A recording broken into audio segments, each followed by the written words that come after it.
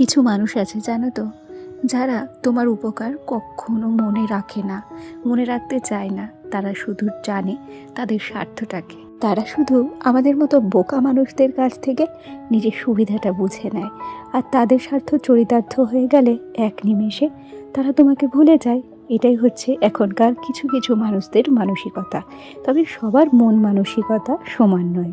যাই হোক, অনেক গল্প, অনেক কথা হবে তোমাদের সঙ্গে। তার আগে চলো নিজের পরিচয়টা দিয়ে নিই। নমস্কার, কেমন আছো সবাই? আমি রিমি। আজকে আমার আরও একটি নতুন ব্লগে তোমাদের সবাইকে অনেক অনেক স্বাগত জানাই। কয়েকটা দিন ভীষণ ঠান্ডা, আজকেও কিন্তু খুব ঠান্ডা।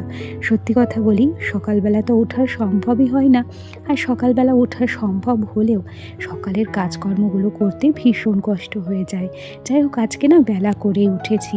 আসলে আমার ছেলের চোখে যেহেতু একটু সমস্যা হয়েছে, গতকাল রাত্রে স্কুলে হেড স্যারকে ফোন করেছিলাম এবং জানিয়েছিলাম আমাদের সমস্যার কথা। তিনি বলেছেন যে কয়েকটা দিন ওকে স্কুলে না নিয়ে আসতে। সেই জন্য সকালবেলা ওঠার অতটা তাড়াহুড়ো ছিল না। আমি আর আমার সোনা একসাথেই উঠেছি। তবে ওঠার পরে একটু দেরি করিনি, বাসি কাজকর্ম সেরে সবার প্রথমে যে কাজটা করেছি সেটা হচ্ছে বিছানার চাদরটা চেঞ্জ করেছি। আসলে দেখো, যতই ঠান্ডা পড়ুক, যতই রোদের দেখা না হোক, জিনিসপত্র, জামা কাপড় সেগুলো তো ময়লা হবেই।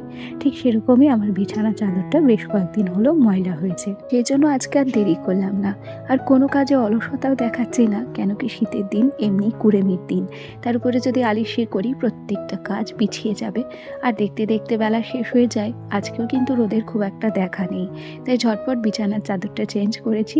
আর তারপরেই দুজনের জন্য ব্রাশ রেডি করে এখন সোজা ব্রাশ করে নিয়েছি। আর এখন টাইম কলের জল এতটা পরিমাণ ঠান্ডা, বিশ্বাস করো পুরো বরফের মতো ঠান্ডা। সেই জন্য এক প্রকার চাপ কলেই মুখটা ধুয়ে নিচ্ছি। চাপ কলে কি হয়, অনেকক্ষণ কল চাপলে একটু গরম গরম জল বেরোয়, আর টাইম কলের জল তো ট্যাঙ্কির জল থাকে, সেই জন্য এই জলটা ভীষণ ঠান্ডা হয় জানো তো। তাই এখন আমরা টাইম কলের জল খুব কমই ব্যবহার করি। যাই হোক, মুখ ধোয়ার পর কলের পরটাকে সুন্দর করে আমি ধুয়ে দিয়েছি। এরপর সোজা ঘরে চলে এসেছি। আগের দিন যে জামা কাপড়গুলো কেচেছিলাম, মনে করে দেখো, আমি সেদিনই বলেছিলাম যে এক রোদে এগুলো শুকাবে না, মোটামুটি 3-4টে রোদ লাগবে। সেই জামা কাপড়গুলো এখনও পর্যন্ত শুকোয়নি। ওগুলোকে ঘরে রাত্রিবেলা মেলে দেওয়া ছিল, সেগুলোকে আমি বাইরে মেলে দেবো। তবে এখন যেহেতু দেখতে খারাপ লাগছে, সামনে ঝোলানো রয়েছে, তাই সেগুলোকে নামিয়ে নিয়েছি। এরপর নিজের ডেইলি যে স্কিন কেয়ারটা, কোনো কিচ্ছু নয়, শুধুমাত্র একটা শীতের ক্রিম আর সেই সাথে একটু লিপ বাম, সেটা নিয়েই ছুটে চলে এসেছি রান্নাঘরে। ওদিকে আমি কিন্তু প্রেশার কুকারে ভাত বসিয়ে দিয়েছি, আর ছেলের জন্য একটু দুধ গরম করে নিচ্ছি। আজকে রান্নাবান্নার ঝামেলা আমার অনেক কম। আচ্ছা, ছেলের জন্য দুধ রেডি করার পর তারপর একটু চা করে নিচ্ছি। আর শীতের সকালে দুধ চা এবং কফি খেতে তো ভীষণ ভালো লাগে। তবে কফি খেলে যেহেতু একটু সমস্যা হয়, অ্যালার্জির সমস্যা আর কি, সেই জন্য খুব একটা কফি টফি করার আমি ঝামেলা নিই না। ওই নর্মাল দুধ চাটাই করি। এই দুধ চায়ের নেশাটা কিন্তু ছাড়তে পারছি না। আচ্ছা, আমি ছাঁকনি দিয়ে চা ছেঁকবো আর সেই চা প্লেটে পড়বে না, এটা হতেই পারে না। কোনো দিন হলো না, আজও মিস যায়নি জানো। আজও কিছুটা পরিমাণ চা প্লেটে পড়ে গেছে। আর দুধ চায়ের সঙ্গে একটু আমুলিয়া মিশিয়ে দিয়েছি। এমনিতেই তো শীত, তার উপরে গরম গরম চা, তার উপর দুধ চায়ের সাথে যদি একটু এক্সপেরিমেন্ট করা যায় তাহলে কিন্তু মন্দ হয় না। আচ্ছা, এদিকে খেয়াল করো, আমার ছেলে কিন্তু পড়তে বসেছে, আর এখন ওকে একটু আমি বই পড়িয়ে নেব। ওর জন্য নতুন বই আনা হয়েছে ঠিকই, তবে এখনও পর্যন্ত বইগুলোকে ওর সামনে দিইনি। ভাবছি একটু একটু করে ওকে নতুন বইয়ের সঙ্গে পরিচিতি করাবো। সোনাকে পড়িয়ে তারপর সোজা চলে এলাম কলের পরে। অফ ক্যামেরায় আমরা কিন্তু সকালের খাওয়া দাওয়াটা সেরে নিয়েছি। আর এই যে থালা বাসনগুলো, এখন এগুলোকে ধুতে মাজতে চলে এসেছি। আজকে যেহেতু খুব শর্টকাটে রান্না ছিল, তাই খুব একটা থালা বাসন হয়নি। ওই ছিল একটা প্রেশার কুকার, চায়ের বাটি, একটা গ্লাস, ছাঁকনি, কাপ, এগুলো। এই শীতকালে জলে হাত দেওয়া মানে যুদ্ধ করা। যাই হোক, আমাদের মতো হাউসওয়াইফদের কাছে কোনো কাজই কঠিন নয়। আসলে কাজ তো আমাদের করতেই হবে, যে কোনো পরিস্থিতিতেই হোক। সব রকম কাজের সঙ্গে আমাদেরকে মানিয়ে নিতে হয়, আমাদের অভ্যাস তৈরি করতে হয়। সে হাড় কাঁপানো ঠান্ডা বলো কিংবা তীব্র গরম, সংসারের প্রত্যেকটি কাজ কিন্তু যেমন তেমন করে আমাদেরই সামলাতে হয়, তাই না? আচ্ছা, গল্প করতে করতে থালা বাসনগুলোকে আমি জল ঝরাতে দিয়ে দিলাম। এখন যে জামা কাপড়গুলো তখন তুলে রেখেছিলাম সেগুলো একটু বাইরে মেলে দিচ্ছি, যদিও বা বাইরে এক ফোঁটা রোদের কিন্তু দেখা নেই। আর ওদিকে খেয়াল করেছো, আমার ছেলের সোয়েটার থেকে শুরু করে আমার কত জামা কাপড় যে ধুতে কাচতে বাকি রয়েছে। আমি ভাবছি কবে যে ঠিকঠাক মতো রোদ উঠবে আর কবে যে জামা কাপড়, বিছানার চাদর, বালিশ কভারগুলোকে ধোবো কাচবো, সেটাই এখন সবচেয়ে বড় প্রশ্ন।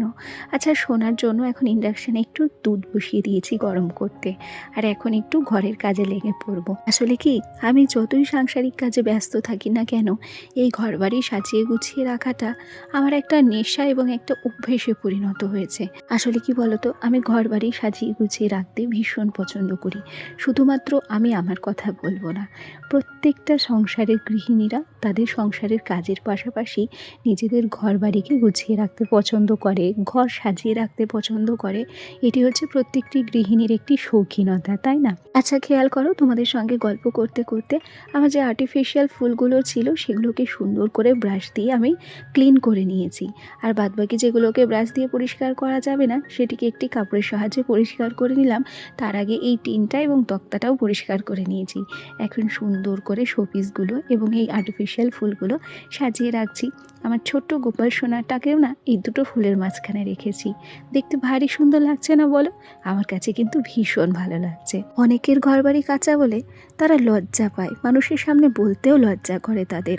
তবে আমি একটা কথা বলি, কাঁচা ঘরবাড়ি তাতে কি হয়েছে? ঘর তো ঘরই হয়, আর নিজের ঘরটাকে নিজের মনের মতো করে সাজিয়ে গুছিয়ে নেওয়ার আনন্দটা কিন্তু অনেক আলাদা।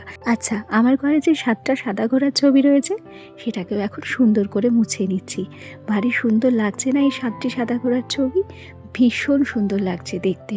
আমার কাছে তো বেশ ভালো লাগছে। তোমাদের কাছে কেমন লাগছে কমেন্ট করে জানিও। আর এটা আমি দক্ষিণ দিকে মুখ দিয়ে রেখেছি। আচ্ছা, এবার কয়েকটা কমেন্টের উত্তর দেব।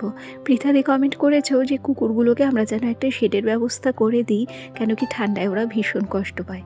আসলে পৃথাদি, ওরা আমাদের বাড়িতেই থাকে, একটা খড়ির পালার নিচে। ঝুমাদি আমাকে কমেন্ট করেছে, সে জানতে চেয়েছে আমি ইউটিউব থেকে টাকা পেয়েছি কিনা। হ্যাঁ গো ঝুমাদি, আমি ইউটিউব থেকে টাকা পেয়েছি। আর গতকালকে কাবেরীদি আমাকে কমেন্ট করেছে যে তোমার গলার ভয়েসটা ভীষণ ভালো লাগে। আচ্ছা, অনেক অনেক ধন্যবাদ তোমাকে ভালোবাসা দিয়ে ভিডিওগুলি দেখে এত সুন্দর কমেন্ট করার জন্য। আচ্ছা, এই পর্যায়ে আমি কিন্তু স্নান সেরে নিয়েছি, আর তারপরেই বাড়তি কাজকর্মগুলো করছি। যে বিছানার চাদরটা তুলে রেখেছিলাম সকালবেলা, সেটাকে তো আর ভাঁজ করে রাখা হয়েছিল না। এখন ছেলেকে পড়াতে চলে এসেছে, আমারও স্নান হয়ে গেছে, এখন আর সেমন কোনো কাজ নেই। সেই জন্য বিছানার চাদরগুলোকে আর বালিশের কভারগুলোকে ভাঁজ করে রাখছি। আসলে এগুলো যদিও বা কাচতে হবে, তাই এক জায়গায় তোলা টাপলি না করে আমি এরকমভাবে সুন্দর করে ভাঁজ করে রেখে দিই। আর যখন আমার দরকার হয় ঠিক তখনই আমার সুযোগ এবং সুবিধা মতো এগুলোকে ধোয়া কাচা করে নিই। জানো তো, আমি অনেককে খেয়াল করেছি নোংরা জামা কাপড়গুলো এক জায়গায় স্তূপ করে রাখতে। আসলে আমি সেটা ঠিক একটা পছন্দ করি না। জানো তো, জামা কাপড় নোংরা হতেই পারে, তবে সেগুলোকে স্তূপ করে রাখা খুব একটা যুক্তিসম্মত নয়। সেগুলোকেও যত্ন করে ভাঁজ করে রাখা যায়, তাতে করে দেখতে ভালো লাগে। আর ঘরটাও অনেকাংশে পরিষ্কার পরিচ্ছন্ন থাকে, গোছানোও থাকে। আর এমন তো নয় বলো যে যে জামা কাপড়গুলো আমাদের নোংরা হয়েছে সেগুলো আমরা আর কোনো দিন ব্যবহার করব না, সেগুলোকে আমরা ফেলে দেব। যেহেতু এগুলোকে আমাদের পুনরায় ব্যবহার করতে হবে, সেই জন্য একটু গুছিয়ে রাখাই ভালো। যাই হোক, তোমাদের সঙ্গে গল্প করতে করতে ওদিকে আমি জামা কাপড়গুলো গুছিয়ে নিয়েছি, বিছানার চাদর গুছিয়ে ভাঁজ করে রেখে দিয়েছি। আর এখন সুন্দর করে আমার শোকেসটা আমি ডাস্টিং করে নিলাম। আসলে প্রত্যেক দিনের কাজ প্রত্যেক দিন করতে আমার বেশ ভালো লাগে। আর এই সমস্ত কাজ যদি সারাদিনে না করি, আমার মনেই হয় না যে আমি কোনো রকম কোনো কাজ আজ করেছি। আসলে চুপচাপ বসে থাকতে পারি না, এটা কেমন যেন একটা বাজে স্বভাব হয়ে দাঁড়িয়েছে, জানো তো। চলো, আজ তবে আসি, আগামীকাল আবার দেখা হবে। সবাই ভালো থেকো, টাটা সবাইকে।